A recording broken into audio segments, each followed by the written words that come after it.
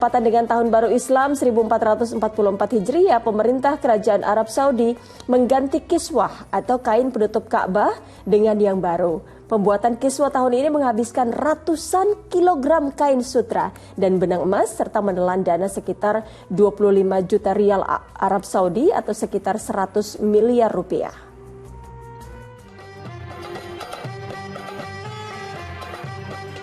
Berbeda dengan tahun-tahun sebelumnya, prosesi pergantian kiswah atau kain penutup Ka'bah dilakukan pada tahun baru 1 Muharram 1444 Hijriah atas perintah Raja Salman. Biasanya kiswah diganti pada tanggal 9 Zulhijjah atau saat jemaah haji menunaikan wukuf di Padang Arafah. Ribuan jemaah memadati Masjidil Haram menyaksikan momen langka ketika pergantian kiswah yang baru sambil tawaf mengelilingi Ka'bah. Sementara jemaah lainnya duduk di area mataf menyaksikan langsung pelepasan kiswah. Lebih dari 200 orang terlibat dalam pergantian kiswah ini, mulai dari penyulam kaligrafi Asmaul Husna hingga petugas yang memasang di atas Ka'bah. Kiswah terbuat dari kain sutra berwarna hitam yang disulam benang emas dan perak. Proses pembuatannya memakan waktu sekitar 10 bulan dan menelan biaya 25 juta rial Arab Saudi atau sekitar 100 miliar rupiah. Sementara itu, proses pemulangan jemaah haji Indonesia gelombang kedua dari Bandara Amir Muhammad bin Abdul Aziz Madinah telah dimulai. Suhu di Madinah yang mencapai 49 derajat Celcius membuat PPIH bersama maskapai menjadwalkan penerbangan di sore, malam hingga pagi hari agar lebih sejuk. Cuaca di Jeddah sama cuaca di Madinah itu berbeda. Saat ini terhitung rata-rata hampir 49 derajat. Kalau teman-teman perhatikan, jadwal penerbangan gelombang kedua melalui Bandara Madinah itu lebih banyak kita bermain di malam hari. Kalau itu batasan kita antara dari jam 4 sore sampai jam 8 pagi. Itu akan banyak sekali kloter-kloter. Setelah itu, atau sekitar dari jam 9 sampai dengan jam 3 sore, itu kita paling banyak 2 atau 3 kloter. Artinya tidak sebanyak di malam hari. Ini karena mempertimbangkan panas, di suhu panas yang akan mempengaruhi maksimum take off to wake, beban pesawat. Sebanyak 393 jemaah haji yang bertolak ke tanah air ini juga telah rampung menunaikan ibadah salat wajib Arba'in 40 waktu di Masjid Nabawi, Madinah. Puji Abdul Subakti melaporkan dari Madinah, Arab Saudi.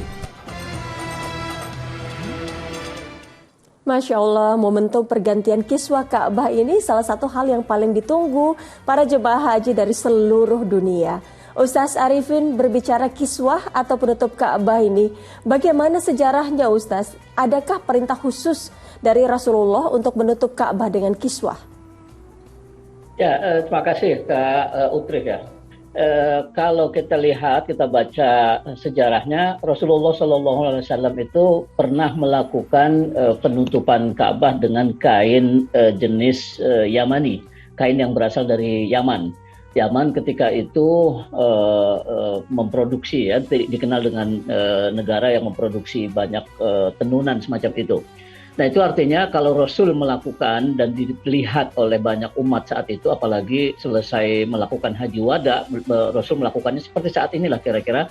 Nah, itu artinya ada semacam kesunahan, walaupun mungkin beliau tidak menyuruh, walaupun tidak mengatakan ini wajib, tetapi karena beliau melakukannya, sehingga ulama juga menyimpulkan sebaiknya atau sunnah kita untuk melakukan hal itu.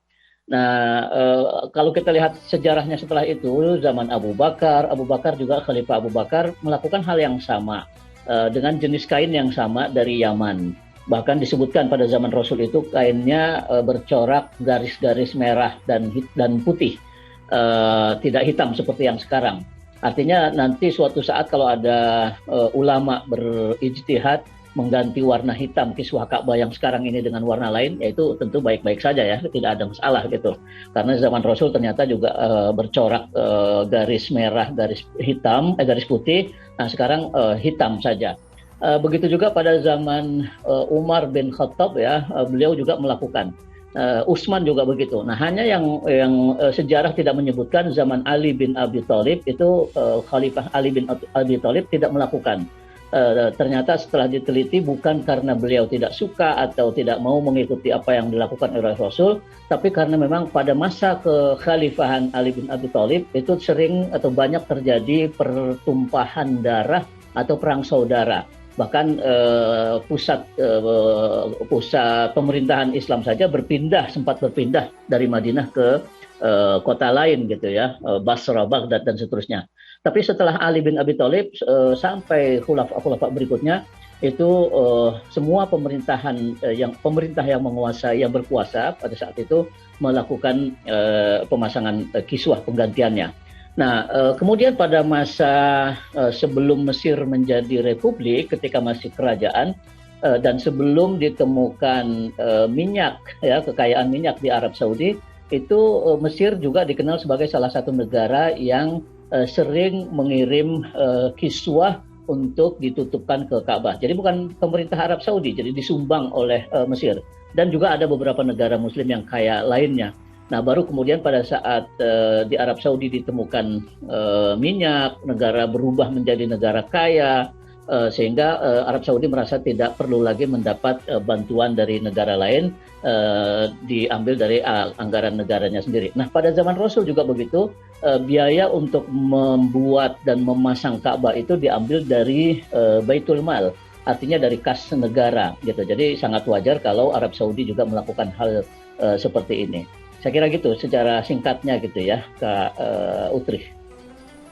Baik Ustaz, tadi dalam informasi yang kita saksikan juga terkait suhu Ustaz, dalam berita tadi bahwa di Madinah saat ini mencapai 49 derajat Celcius. Adakah tips mungkin Ustaz yang bisa diberikan kepada jemaah haji untuk mengatasi masalah ini? Karena mengingat hampir tahun ke tahun begitu, jemaah haji bisa saja merasakan panasnya suhu seperti yang sekarang terjadi. Ya, betul sekali, itu sangat boleh jadi tahun depan juga akan terjadi lagi hal yang sama karena masih terjadi di musim panas ya di Arab Saudi. Saya kira pengalaman yang sekedar mengikuti atau menyarankan pengalaman yang pernah saya alami, saya lakukan, itu banyak orang menasihati saya ketika itu saya di Arab Saudi maupun di Sudan. Sudan itu pernah suhunya ketika saya di Khartoum itu sampai 50 derajat Celcius ya. Nah, itu mereka biasa mengkonsumsi gula dalam jumlah yang lebih banyak dari biasanya. Karena gula itu kan akan memproduksi energi juga ya di dalam tubuh kita. Pada saat kita suhunya panas seperti itu cenderung kita mengeluarkan banyak energi, keluar keringat dan seterusnya, sehingga harus cepat-cepat diganti dengan cara mengkonsumsi gula atau minuman yang bergula, yang manis. Saya sendiri dulu agak heran ketika disuguhi minuman teh dengan gula yang sangat banyak, itu rasanya cukup manis sekali. Tapi rupanya itulah cara untuk mengatasi dehidrasi, ya, untuk mencegah dehidrasi supaya kita tidak tetap fit dalam keadaan panas yang luar biasa itu. Nah, selain itu juga saya kira selain mengkonsumsi gula atau yang bisa menambah energi kita, itu air mineral atau air putih biasa juga sering-sering perlu kita minum.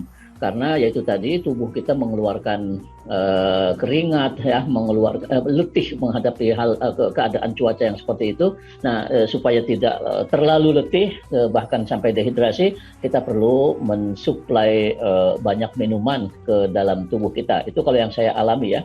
Yang ketiga, vitamin yang hampir tidak pernah boleh kita tinggalkan gitu ya, vitamin C terutama. Itu dalam kondisi-kondisi panas semacam itu tetap harus kita konsumsi walaupun kita merasa badan kita sehat-sehat saja gitu ya, tidak ada keluhan, tidak ada gejala apa-apa, tapi sangat baik kita mengkonsumsi vitamin-vitamin pada saat kondisi panas yang luar biasa seperti itu, karena tubuh kita bisa jadi tidak cukup kuat untuk menghadapi cuaca yang panas, berbeda dengan orang-orang di negara Arab sana yang memang sudah terbiasa setiap tahun seperti itu. Tubuh kita tidak terbiasa dengan keadaan seperti itu sehingga perlu kita suplai dengan vitamin. Saya kira gitu, Kak Utri. Baik Ustaz, terima kasih tipsnya. Jadi kita harus banyak mengonsumsi air karena khawatir akan dehidrasi pada tubuh, dan juga bisa dibantu dengan gula ya Ustaz. Jadi meminum sesuatu yang manis-manis begitu di sana. Baik Ustaz.